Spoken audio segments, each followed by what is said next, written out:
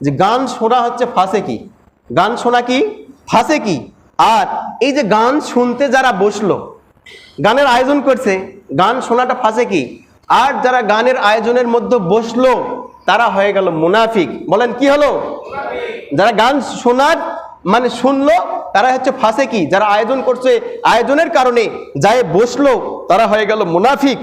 আর এই গান শুনে ইস আস উহ আহ এগলা করা, মনের মধ্যে মজা নেওয়া, এটা হচ্ছে কুফরি।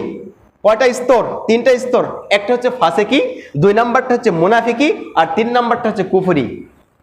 হ্যাঁ, যদি এই গান শুনে বিয়ের বাড়িতে ওই স্বামীও অনেক সময় লাসে, স্ত্রীও লাসে, তার পাড়াপড়শি দাদি ভাবি সবাই নাচে, এই যে একটা জঘন্য অপরাধ করার কারণে কি হয়ে গেল? কুকুর যদি হয়ে যায় তাহলে তার বউ থাকলো, কাফির যদি হয়ে যায় রে ভাই তার বউ থাকলো? বলেন, বউ থাকলো না। তো এই জিনিসগুলো আমরা একটু হিসাব করে দিই। তারপরে আরেকটা বিষয় হলো, এখন হুজুরদের দাওয়াত পড়ে বা আমরা যে সামাজিক ব্যক্তিরা আছি, কথা না বলি, চাচা ভাতিজাক দাওয়াত দিচ্ছে, ভাতিজার বিয়ে, চাচাক দাওয়াত দিচ্ছে, মামাক দাওয়াত দিচ্ছে, এই যে গান বাজনা হলো, এই বিয়েতে যাওয়া যাবে কিনা এটার একটা মাসালা জানার দরকার আছে না নাই? এটা ইসলাম কি বলে? আর ভাই ইসলাম সব আছে। আপনার একটা ফোড়া হয়েছে, ওই ফোড়ারও সমাধান আছে, ডাক্তার কাছে না গেলেও হবে। তো বিষয়টা হলো, এই দাওয়াত খাওয়া যাবে কিনা। 1 নাম্বার, দাওয়াত খেতে পারবে না কারা?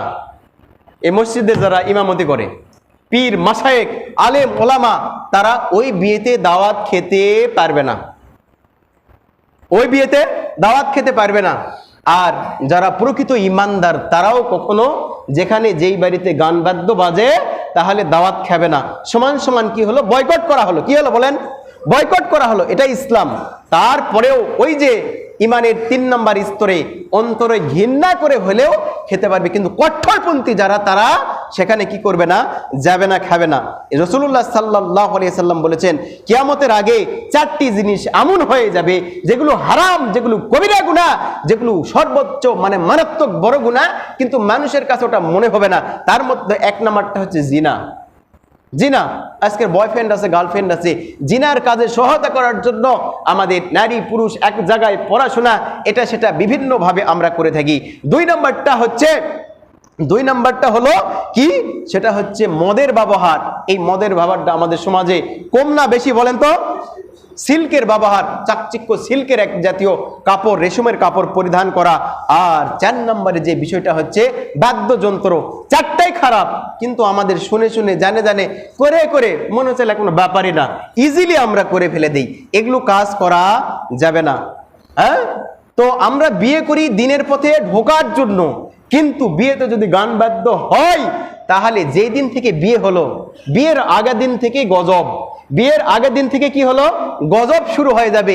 এই গজব রহমত বরকত কিছু না থাকার কারণে 1 নাম্বার যে কাজটা হবে, কিছুদিনের মধ্যেই আল্লাহর গজব পড়ে সেই বিবাহ বন্ধনটা বিচ্ছিন্ন হয়ে যাবে, তালাক হয়ে যাবে, বিচ্ছেদ হয়ে যাবে, পৃথক হয়ে যাবে। এগুলো কম না বেশি? এখন বলেন, কম না বেশি? কথা বলেন না কেন? বাজাবেন নাকি? গান বাজাবেন নাকি? গান বাজানোর দরকার নাই। আজকে গান বাজাবেন নাকি বাজাবেন না এইটার সমাধান করে আজকে দেওয়া। কারণ প্রতিদিন এক কথা বলা যাবে না, কারণ আমি অজিপুরের ইমাম লয়, আমি পাটনা পশ্চিমপাড়া, মুন্সিরপাড়া, স্যান্ডালপাড়া, ওই মাঝিপাড়া, মধ্যপাড়া, মণ্ডলপাড়া, এই কয়েকটা পাড়ার হচ্ছে আমি ইমাম। আজকে কিছু কথা বলবো, জাস্ট কেউ কষ্ট পাবে, এগুলো কষ্ট পাবেই তো, কষ্ট পাবেই তো। জিনে রুগী আপনার সামনে যদি সূরা ফালাক নাস পড়া হয় কষ্ট পাবেই। এটা কষ্ট পাইলে সেখান থেকে ফিরে আসার ব্যবস্থাটাই করা হচ্ছে। তাহলে ইমাম শাফি রহমতুল্লাহ আলাইহি তিনি বলেছেন, কোনো ব্যক্তি যদি কি একটা বাঁশ নাই, বাঁশ একটা লাঠি নাই, লাঠি দিয়ে যদি টুকটুক টুকটুক করে বাজায়, এইটাও জায়েজ নেই, এটাও জায়েজ নেই। তো সমাধানটা হচ্ছে 1 নাম্বার হচ্ছে বয়কট করতে হবে।